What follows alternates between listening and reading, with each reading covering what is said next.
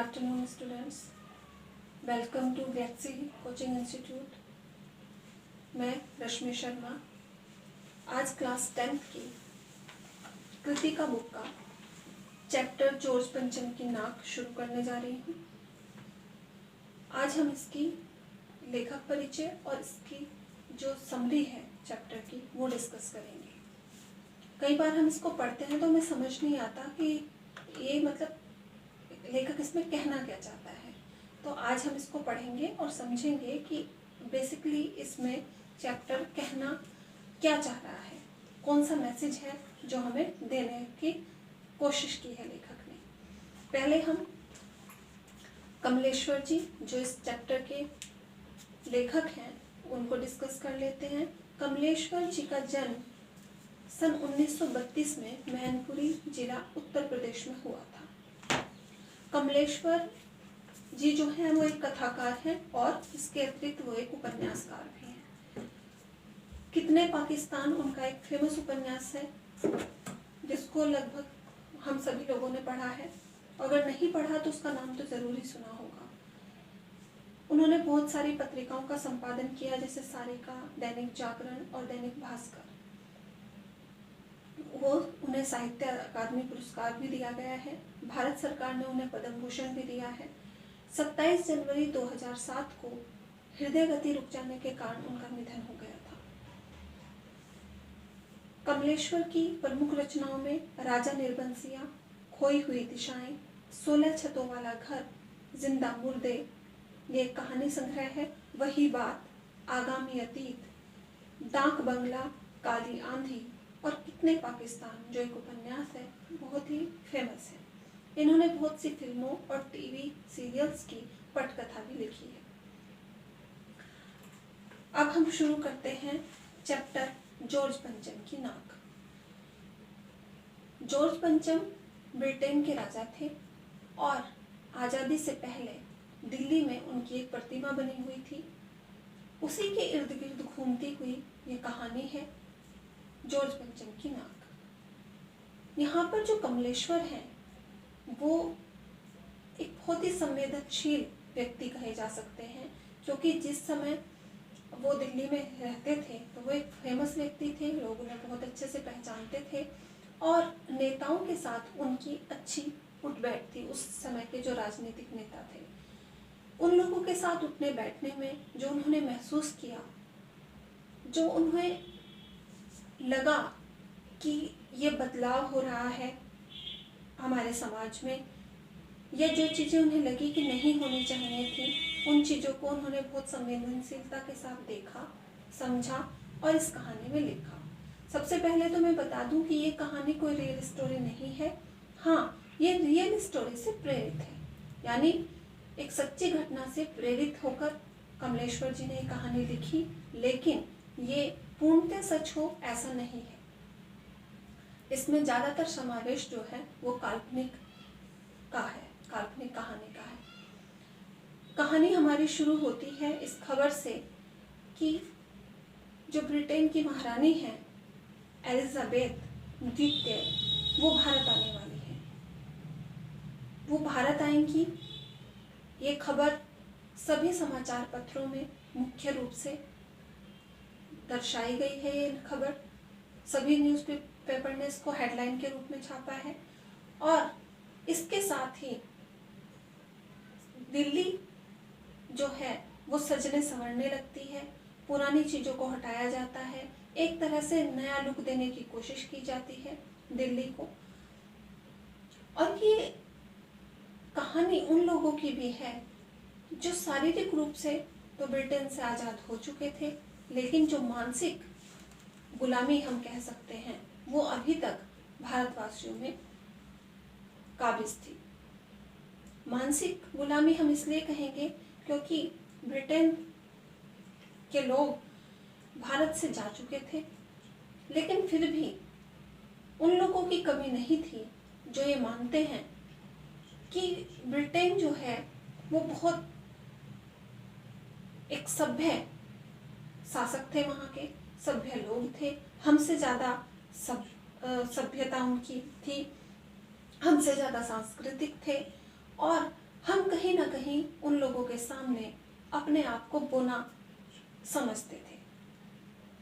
ऐसा नहीं था कि अंग्रेज़ों ने हमें ये सिखाया था, लेकिन हम मानसिक रूप से हर चीज़ को लेकर उन लोगों को अच्छा मानते थे और अपनी सभ्यता को हीन मानते थे। इसी कारण जब ये पता चलता है कि एलिजाबेथ भारत आ रही हैं, तो दिल्ली का जो सीना है वो गर्व से फूल जाता है। किसी के लिए का सम्मान करना बुरी बात नहीं है। हमारे यहाँ तो ये कहावत है, बचपन से हम सुनते चले आ रहे हैं कि अतिथि देवो भव।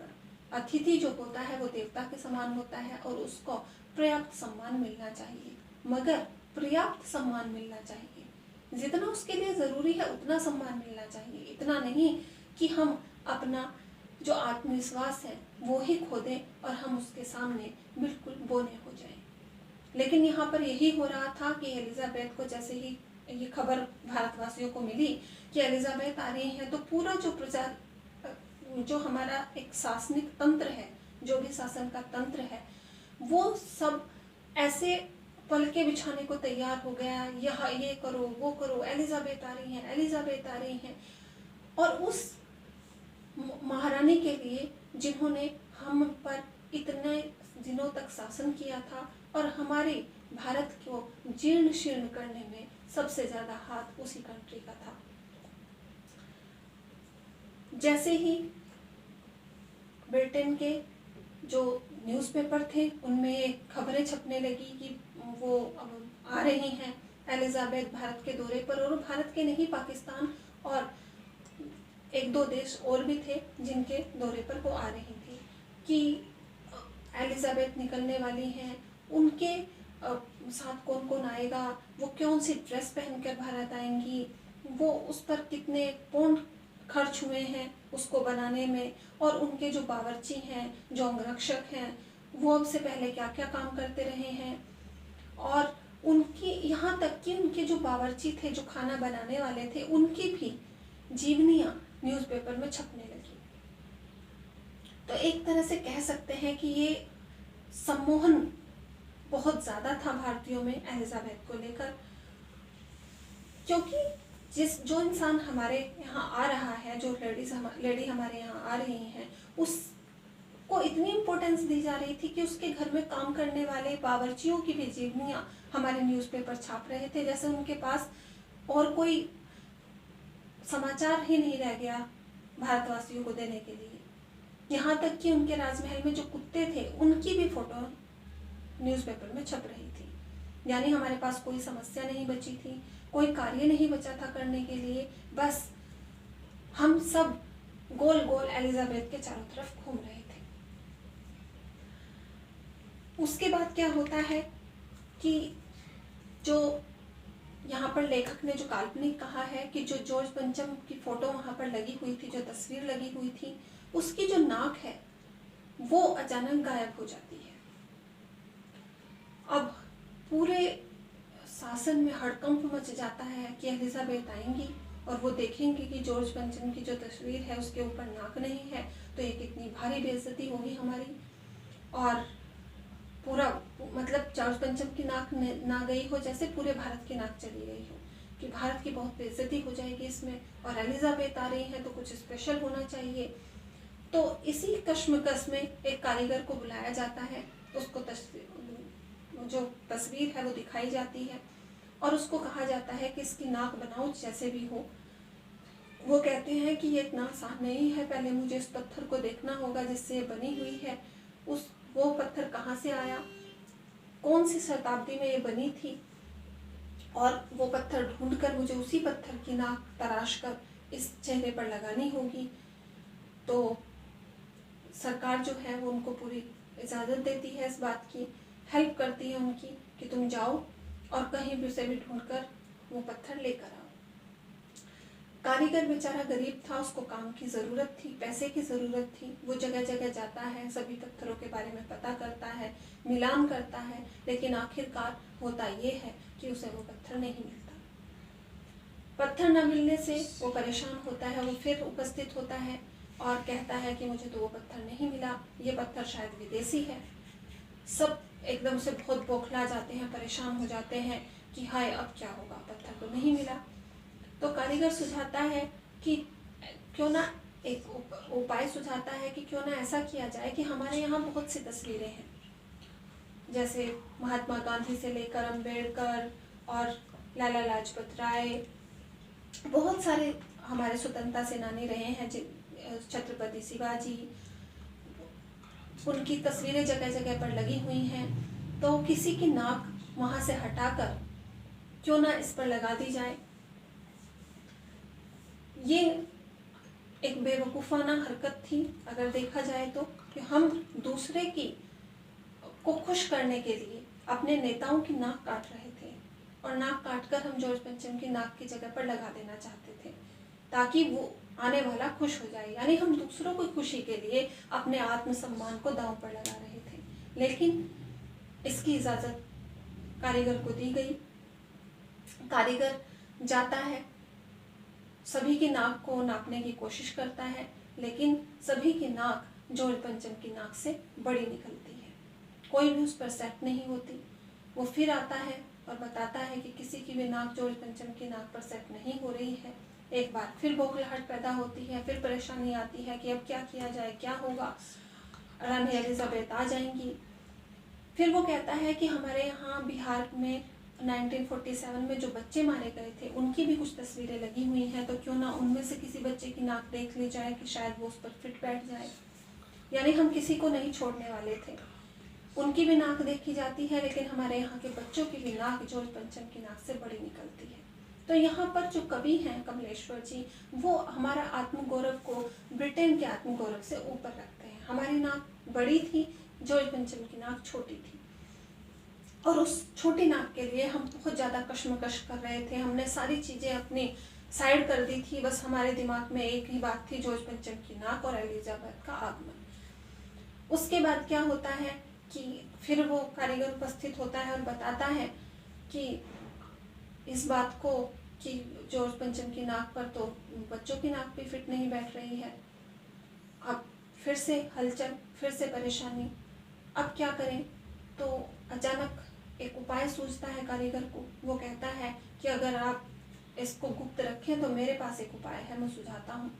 दरवाजे और खिड़कियाँ बंद किए जाते हैं और कारीगर उपाय बताता है कि क्यों ना किसी असली नाक को, जिंदा नाक को जॉर्ज पंचम की नाक पर लगा दिया जाए।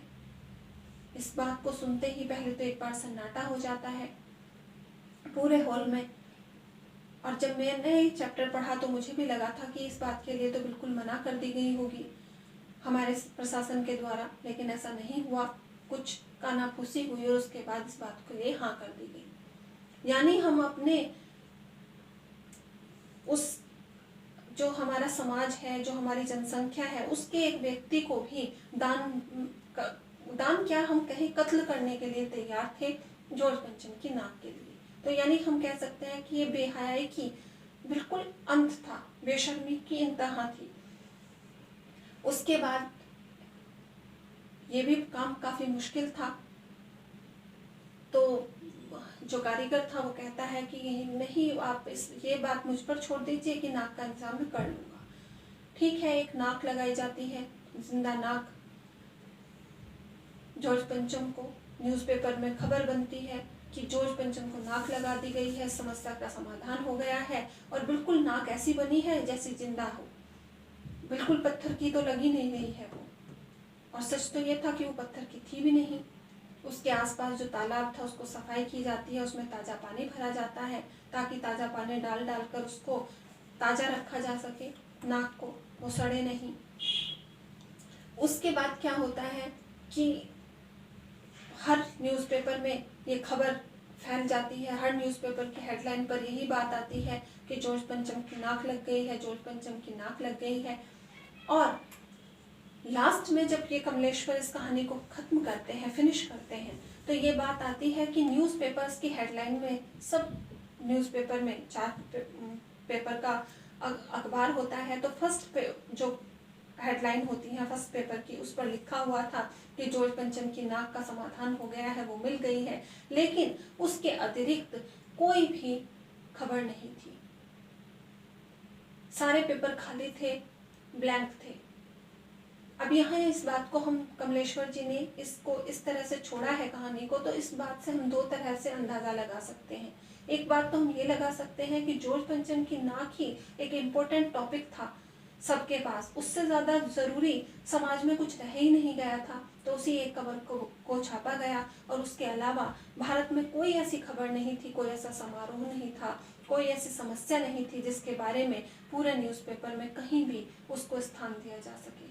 यानी हम पूरी तरह से, एक कहा जाना चाहिए कि शारीरिक रूप से तो आज़ाद थे, लेकिन मानसिक रूप से हम इतने गुलाम थे कि हमारे लिए एक जॉर्ज पंचम की नाक और एलिजाबेथ के आगमन के अलावा कोई इम्पोर्टेंस किसी चीज़ की रह ही नहीं गई थी। तो हमारे पास कोई खबर नहीं थी अपने भारतवासियों को देने के लिए। इसका एक दूसरा पहलू ये भी हो सकता है कि न्यूज़पेपर वाले इस बात को जान गए थे, उनके आत्मसम्मान को ठेस लगी थी, उन्हें ये फील हुआ था कि हम दूसरों को गौरव देने के चक्कर में अपने आत्मसम्मान को कितना गर्त में पहुंचा रहे हैं, और इसीलिए शायद उन्होंने कोई और खबर छापी ही नहीं। तो ये जो खबर है, ये जो कहानी है, ये हमें ये दर्शाती है कि हम दूसरों को इम्पोर्टेंस देना बहुत अच्छी बात होती है, सम्मान देना बहुत अच्छी बात होती है, लेकिन वो उसके काबिल भी हो और उसको उतना ही सम्मान दिया जाए जितना वो उसके काबिल है। अगर हम इस घटना को, इस कहानी को जो इतनी पुरानी है, आज के दौर से जोड़कर देखें तो यही कहानी अभी कुछ समय पहले फिर से भारत में घटी, जब ट्रंप भारत आने वाले थे। कोरोना का काल था, ट्रंप का दौरा था भारत में, और कोरोना फैल रहा था। सभी जो देश हैं वो विदेशी फ्लाइटों को रोक रहे थे, बंद कर रहे थे, उन पर रोक लगा रहे थे, लेकिन हम लोगों ने अपने देश की जनता के स्वास्थ्य के साथ खिलवाड़ किया। उनकी बिल्कुल परवाह न करते हुए हमने ट्रंप का आगमन जारी रखा, लोगों की कह कर लोगों को भीड़ के रूप में वहां जुटाया और अपने देश के नागरिकों के स्वास्थ्य के साथ खिलवाड़ किया। तो आज भी, आज के परिवेश में भी ये कहानी बिल्कुल सटीक बैठती है कि हम दूसरों के सम्मान के लिए, दूसरों की चाटुकारिता करने के लिए, दूसरों को खुश रखने के लिए अपने देश के साथ, उनके नागरिकों के साथ हमेशा दुर्व्यवहार करते हैं। हमें कोई फर्क नहीं पड़ता कि ट्रंप के आने से कोरोना के मरीज बढ़ सकते हैं, कोरोना भारत में आ सकता है, लोग मर सकते हैं, बहुत प्रशासन पर दबाव बनेगा और पैसे की भी हानि होगी, संसाधन भी जुटाने पड़ेंगे। अगर हम चाहते तो ट्रंप का दौरा हम खारिज कर सकते थे, हम उनको मना कर सकते थे अपने सेफ्टी के लिए, अपने देशवासियों की सेफ्टी के लिए, लेकिन हमने ऐसा नहीं किया। क्यों? क्योंकि हमें आदत हो गई है कि हम, फिर वही बात कहूँगी कि शारीरिक रूप से हम भले ही स्वतंत्र हो गए हैं, लेकिन मानसिक गुलामी हमने अभी तक भी नहीं छोड़ी है, इतने सालों बाद भी नहीं छोड़ी है। तो हम दूसरों को, अपने लोगों को हम तार करने पर तुले रहते हैं, दूसरे लोगों को खुश करने के लिए, और जो पहले भी समाज के लिए हानिकारक था, आज भी समाज के लिए हानिकारक है। यहाँ पर मैं अपनी इस समरी को खत्म करती हूँ। उम्मीद करती हूँ आपको पसंद आई होगी। धन्यवाद।